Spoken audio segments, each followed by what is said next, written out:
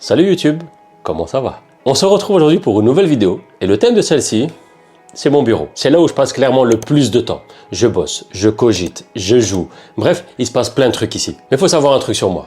Je change tout le temps mon bureau. Que ce soit l'ambiance, les accessoires, la disposition. Bref, je suis jamais satisfait à 100%. J'aime trop le changement. Même si, bon, des fois mon portefeuille l'aime moins. Petite précision également avant de commencer cette vidéo, elle n'est pas sponsorisée. Tous les produits que je vous montre ici ont déjà été montrés via mon compte Instagram. D'ailleurs, si tu ne me suis pas, n'hésite pas à le faire, c'est le moment. Je voulais pas faire une vidéo trop longue, mais j'espère du coup pouvoir faire cette vidéo en moins de 10 minutes. Mais donc, si vous aimez certains produits ou si certains produits vous intéressent, vous retrouverez tout ça évidemment en description. Bref, trêve de plaisanterie, c'est parti. Tout d'abord, le bureau en bois qui vient de chez Ikea. À la base, c'est un plan de travail pour cuisine.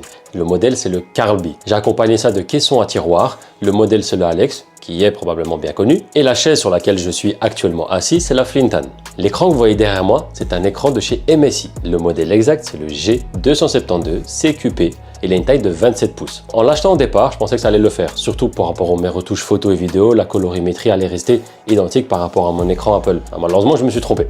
Pour le coup, c'est plus un écran qui est dirigé pour le gaming. Il me sert pour jouer à ma PS5, mais pas pour mes retouches photos ou mon travail régulier. Donc il est probable que d'ici quelques temps, vous voyez un nouvel écran apparaître sur mon bureau. D'ailleurs, si vous avez un quelconque conseil pour un écran justement qui ressemble éventuellement au Studio Display, donc l'écran de chez Apple, n'hésitez pas à me dire quoi en commentaire. Et s'il y a des marques qui passent par là, n'hésitez pas à m'envoyer un petit email.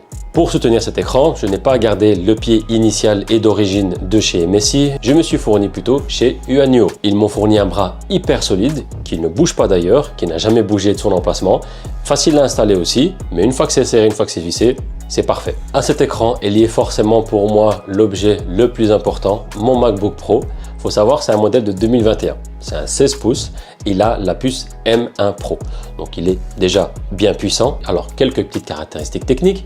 Il a 16 Go de mémoire vive et 500 Go de stockage, qui au final reste peu. Finalement, j'aurais dû peut-être opter pour au minimum 1 Tera de stockage parce qu'avec tous les fichiers que j'ai, toutes les collaborations, le travail que je dois faire, finalement, ça reste peu, 500 Go. Il reste néanmoins incroyable et même après 4 ans d'utilisation, il est toujours aussi performant, il fait le travail, il fait ce que je demande, donc voilà, pourquoi changer? Juste malheureusement, comme vous voyez ici sur l'écran, un petit accident s'est passé et voilà, je dois peut-être réparer l'écran ou changer mon Mac. On verra combien de temps il tient. Pour le coup, c'est un petit peu dommage et ça me fait mal au cœur, mais voilà. Ce sont les aléas de la vie. Les baffes que vous voyez aux extrémités de mon bureau sont les baffes de chez Edifier. Le modèle exact sont les QR65. Le son est propre, impeccable. Et la petite touche qui différencie ces modèles d'autres de la même marque ou même d'autres modèles de baffes, c'est simplement qu'il y a ces petites lumières LED qui tournent autour du baff. Moi, je trouve ça vraiment sympa. C'est un peu différent, c'est un mood différent. En termes de son propre, moi j'ai toujours aimé, toujours été satisfait, aussi bien des basses, des aigus. Moi, je trouve que la qualité est là. Alors, si malheureusement, je ne peux pas utiliser mes baffes, car par exemple, mon fils va aller dormir ou j'ai besoin d'un peu plus de calme et de concentrer, donc du coup, j'utilise mon casque Bose anti-bruit, c'est le QC45.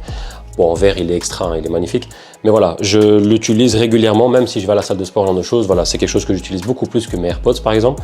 Mais ça fait le travail et ça me permet d'être concentré à fond. J'avais une lumière de bureau de chez Bencure qui était la Screen Bar Pro. J'aimais bien ce modèle parce qu'on pouvait régler directement sur la barre de lumière l'intensité, la température, etc. Il y avait aussi cette petite option au moment où je me rapprochais de mon bureau, la lumière s'allumait automatiquement et inversement quand je partais, au bout de 5 à 10 minutes, la lumière s'éteignait toute seule. Il faut toujours améliorer les produits qu'on a dans son bureau et comme j'aime bien le changement, je me suis fourni d'une lumière professionnelle cette fois-ci, que vous voyez d'ailleurs juste ici, qui est de chez Amaran. C'est le modèle 300C et également du Dome 90. Alors, les options sont identiques, hein, donc je peux gérer l'intensité, la température, etc.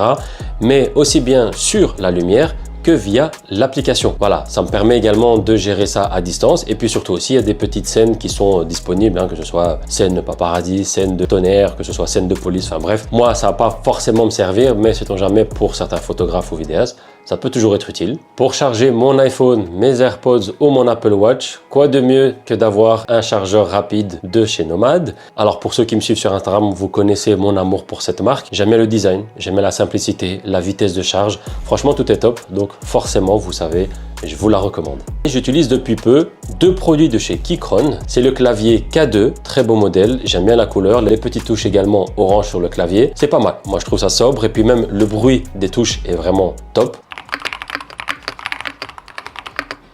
J'utilise en combinaison avec ça la souris toujours de chez Keychron, la M6. Elle est sobre aussi, rapide, fluide, légère.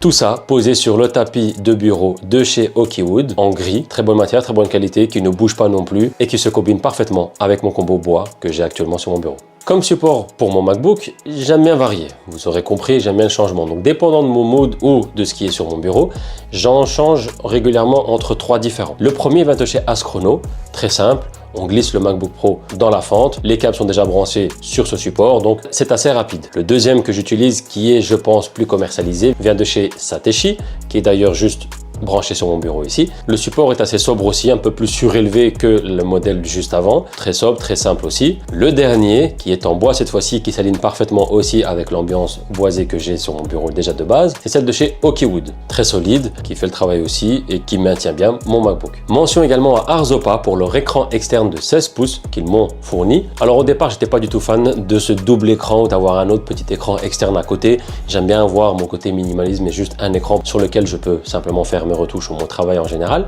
Mais là, ça a changé. Une fois que je l'ai utilisé, je l'ai branché à mon Mac, etc. Je me suis dit, bah pourquoi pas jongler entre plusieurs programmes. Par exemple, un écran qui diffuse une vidéo YouTube et l'autre sur lequel je peux répondre à mes emails ou faire mes retouches. Ou simplement jouer à ma PS5 pendant que voilà, l'autre n'est pas utilisé ou je mets une vidéo YouTube. Bref, les options sont diverses, mais ça me permet d'avoir justement cette facilité de travail. Et puis en plus, la qualité d'écran est impeccable. Donc voilà, c'est la fin de cette petite visite de mon bureau. J'espère que la vidéo vous a plu et qu'elle vous a également permis de mieux découvrir mon espace de travail. Comme mentionné en début de vidéo, des changements sont encore possibles. Je continue toujours soit de changer, soit d'optimiser mon espace de travail. Donc si vous voulez suivre les changements et l'évolution, n'hésitez pas évidemment à activer la cloche pour ne pas manquer les prochaines vidéos. Merci d'avoir regardé et on se retrouve surtout sur une prochaine vidéo très bientôt. Prenez soin de vous. Ciao, ciao.